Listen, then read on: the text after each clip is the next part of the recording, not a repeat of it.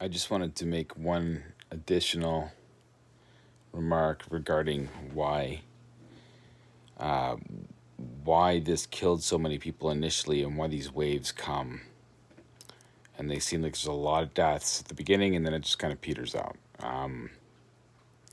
In big cities, you have larger facilities, so the chances that things can spread internally inside of these facilities and infect a greater number of people. I mean, that's not rocket science. It hits big cities first because that's the hubs of transportation.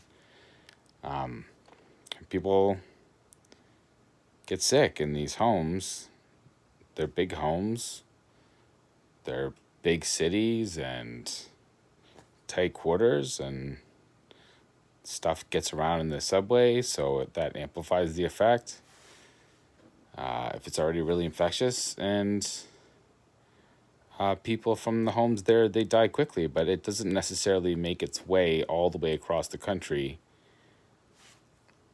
There has to be like a level of saturation for it to be this kind of cascading of events, and I'm not sure what that factor would be, but it only seems to be relevant in the big cities. So you get the big wave first because it gets there first. There's things that amplify the effect. You have more dead in a short amount of time, and it happens at the beginning, which is why the wave and the numbers go down for these types of things all the time, every time. And it's happened now. The second wave stuff, I mean, I'm not going to go into it, but that's why the first wave hits, and that's why it's so devastating at the beginning.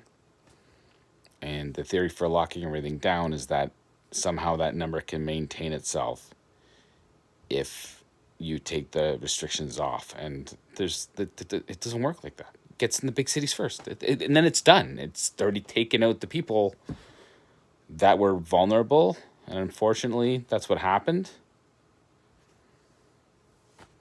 But again, with this one, you couldn't see it coming. You didn't even know it was there. It's tragic. What do you want me to say? It's awful. But people die from stuff like this every year. Theoretically, we get the flu shot to stop stuff like this from happening, which is why it's so important. And yet, this many people die from the flu, especially in a bad year, 2018. And you can't stop it. You can't stop society to stop a flu or a respiratory illness that kills roughly the same number of people every year, because you're scared that somehow everything that I've just said that happens, and like I don't know how you test for that. I'm sure there are ways. Like I said before, it's probably a factor number or something like that, but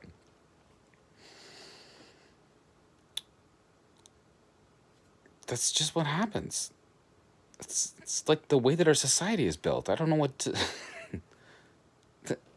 you could disband large cities and disperse people into the countryside, and have them be a little more independent, and maybe break down businesses and have them do their own clothes. With the advent of 3D printing, it's almost to the point now where we can manufacture just about anything. We got CNC machines, we got 3D printing.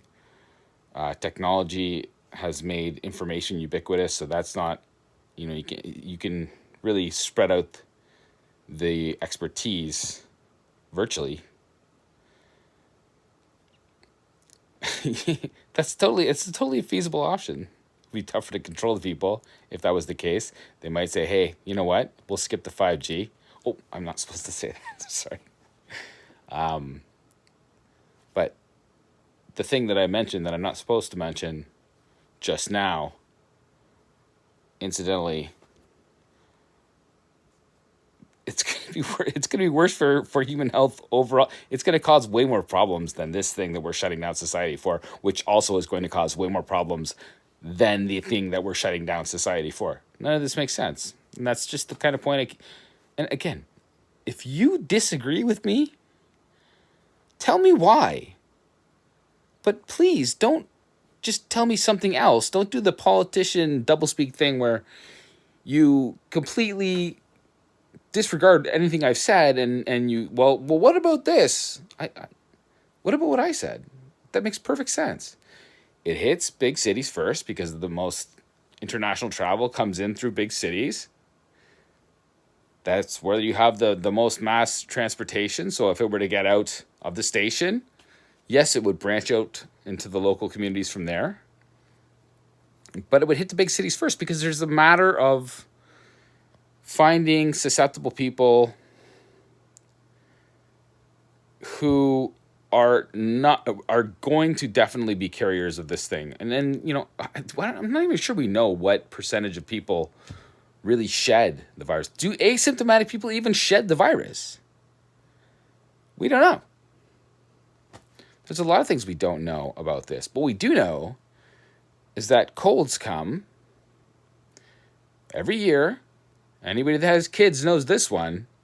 Your kids go to school. They come home a big, snotty, gooey mess all the time when you send your kids to school at the beginning of the year and when winter rolls around. And that's just the way it is generally with smaller children because they touch stuff and put it in their mouth and whatever. But